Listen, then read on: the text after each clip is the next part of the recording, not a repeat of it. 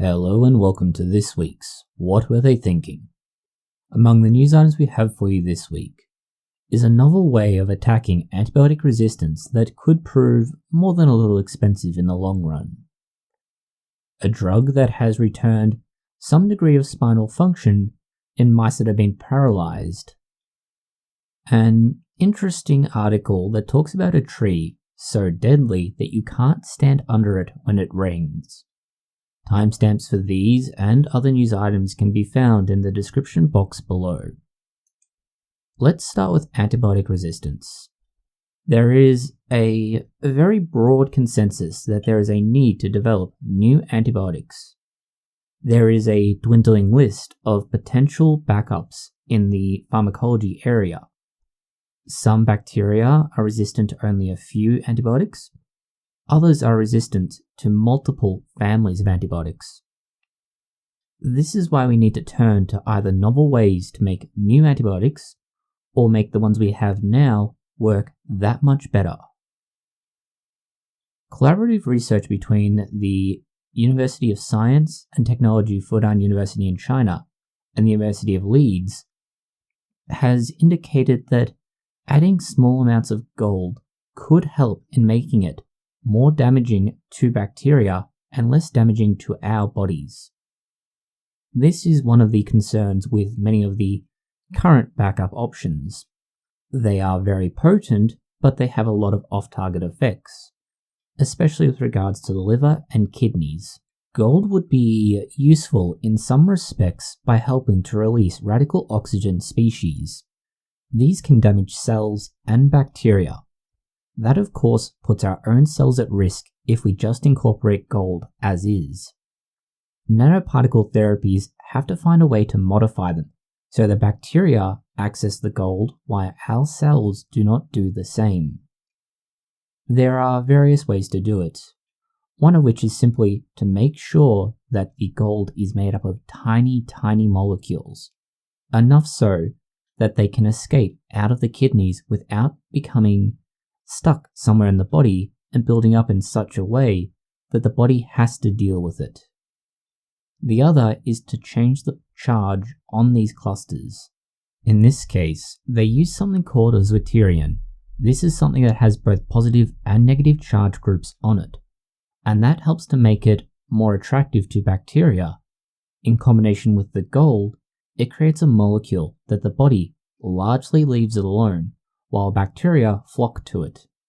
By using one of the more resistant varieties of bacteria, in this case staph, they tested the efficacy and found that it is incredibly effective at nearly 100-fold decreased growth by the staph when grown in conjunction with this versus other antibiotics. Staph, of course, being one of the medication-resistant varieties of bacteria. Of course, this is a very early stage development, specifically because it is very hard to transition things like this from a small-scale investigation to large-scale production. It's evidenced by the sheer difficulty in the number of novel drugs that finally find their way to market.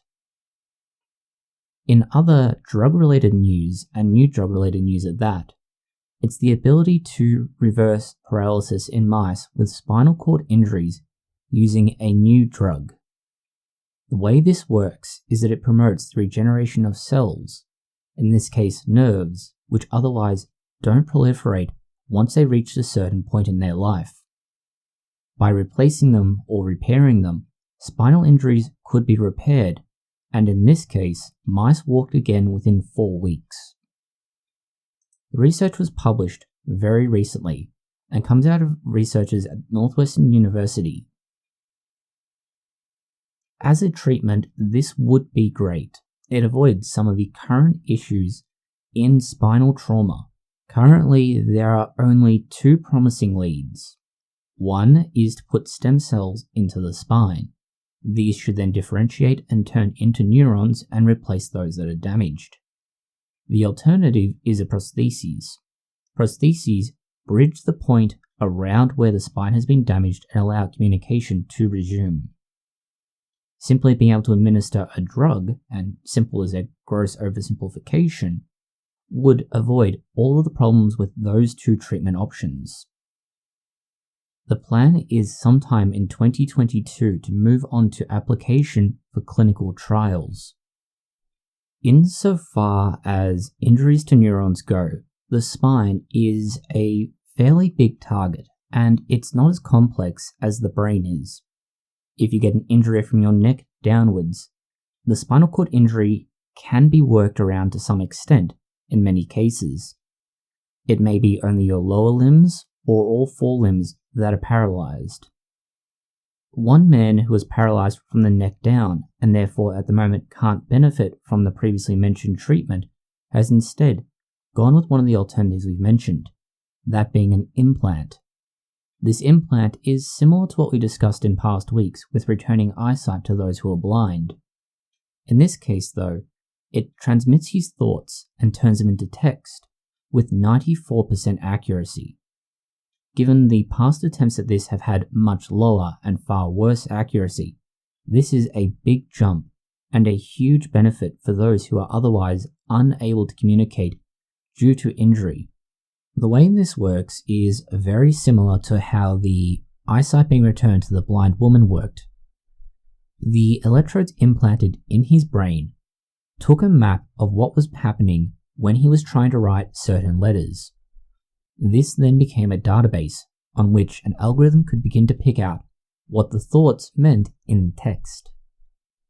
This created a quasi-written format that the computer could analyze and translate when he thought of particular things, specifically letters, and by thinking of each letter and having it encode for a particular brain pattern.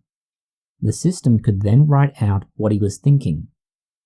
Admittedly, this is a much slower system than whole words, but the ability to communicate at all is a huge improvement over the current circumstances. Consider what the spoken language is like. It's relatively fast. If you've ever seen someone signing language, they're much slower about it, and the density of content in the spoken language is even less than what's in written language. The ability for someone to write with over 90% accuracy and with 90 characters per minute, or about 18 words, they're able to fundamentally communicate fairly well. This can be improved again by the usage of autocorrect. This brings it up to a 99% accuracy. Going from something that was once considered the end of your life for all practical purposes, to instead something that could literally end your life. This is an interesting article coming out of Science Alert, but the article itself was published in Nature. It's about a weird plant found on the Caribbean islands, specifically Tobago. This is often seen as a sort of paradise. Amongst the various plants, animals, and whatnot you can find here is an otherwise unnotable green fruit. It looks very much like an apple. However, on eating it, it is extremely unpleasant. It gradually gets worse, and led to, in one instance, a woman being unable to swallow for all purposes. This is the manchineel tree. This is a very toxic and dangerous plant, and native to the northern parts of South America. Unlike, say, tomatoes, potatoes, and other members of the family that they are in, which only have one poison, solanine, this plant has a number of different toxins, and they can cause many different issues. One of the big immediate problems for you, if you're in the environment where this tree is found, is one of the more common toxins that make up that group is called phorbol, and this is something that can dissolve in water. That means when it rains, it dissolves into the rain, and you then become covered in this toxic compound. That can lead to skin burns. That's all just based on exposure via your skin, topical application, so to speak.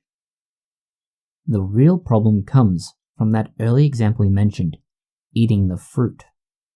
Most fruit, when it's not ripe, will have some sort of deterrent within it, For example, unripe apples will taste very bitter.